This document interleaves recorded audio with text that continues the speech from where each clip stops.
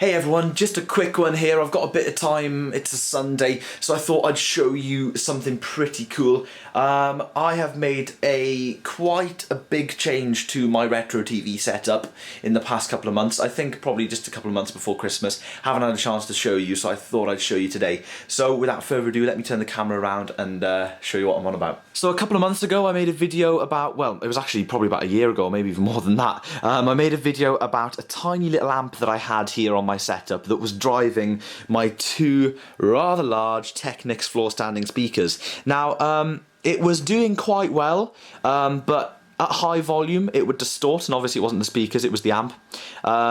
And you know, I really wanted something with a bit more power. So this fell into my hands, and this is a very interesting unit because it really does pack a punch. Now let me just go over a few things. Of course, over here you've got the power button. You've got the essential for this setup. This is the headphones jack. This is probably about 50% of the reason why I have an amp on this setup, is so that it just gives me a headphone jack to be able to listen to my films when everyone else is in bed. So that's awesome. Next one here, we have a speaker on-off button. This is really cool because the speakers and headphones can be used at the same time, but if you hit the speaker off button, then that means that it turns the speakers off and you get control of the headphones with the volume knob. So that's really cool. Next up, we just have your three most basic controls. You've got low, high, and balance. So, you know, balance is obvious, but this is just your little two-band EQ. Works very, very well, actually. I tend to find, because all of my sources are analog, like, you know, VHS and just, you know, compact cassette, I tend to find that I like to give it a little bit of boost in the high, just because, you know, we live in 2013 and my ears are kind of used to that sort of like consumer high level of stuff, you know, whereas back in the day everything was a little more muffled. Next up, we've got some nice VU meters here. Over here you've got your input select, so we have CD or auxiliary, tuner and phono, which is really, really cool. So this does have a phono preamp in it for a turntable, which might come in handy one day. We also have tape monitoring 1 and 2, so it can monitor 2 individual cassette decks, which is very nice. We have a stereo mono switch, and also one of those nice loudness buttons that just seems to make everything sound better.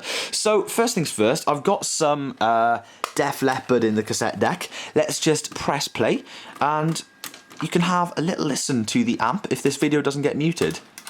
So let me figure out.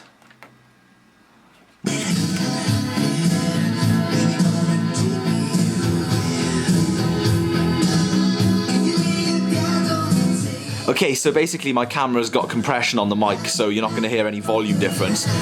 But if I talk at the same time, you can pretty much hear that it's very loud.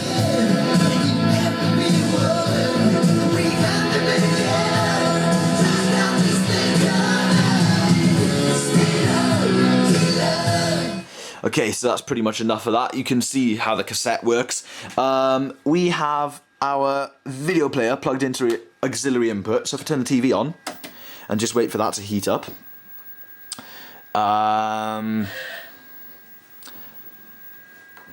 let's turn that up a touch. If we hit play on our film, I've got the Lost Boys in, by the way. I just fast forwarded it to a random point, so no idea what's going to pop up. But if I turn the tape monitor off, we've got our film sound coming through the amp as well.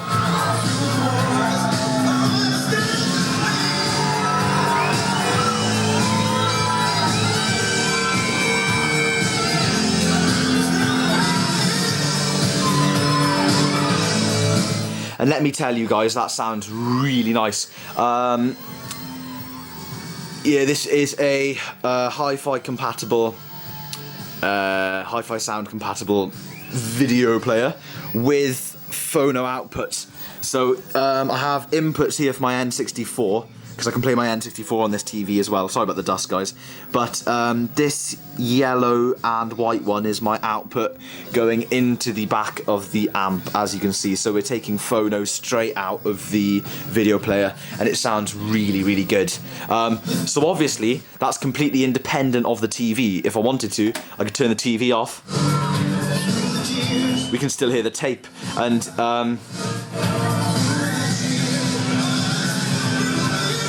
what's quite cool about that is it allows the setup to be very flexible, because I am using obviously coaxial aerial lead to connect the video player to the TV.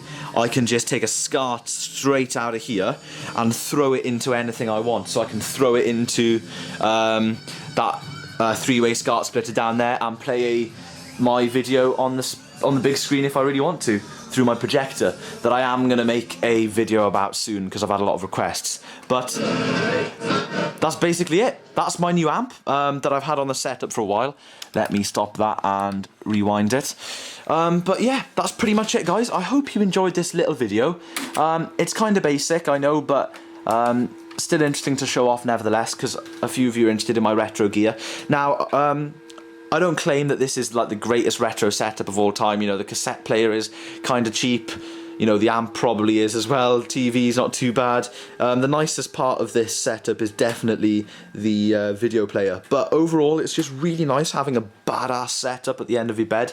Oh, and of course, I have a Freeview box here, and that is waiting to go into a composite splitter, so that my N64 and the Freeview box are going into the video player, which will then allow me to carry on recording TV onto tape, which is kind of what I used to do with this setup until my nice Sony deck has recently packed in.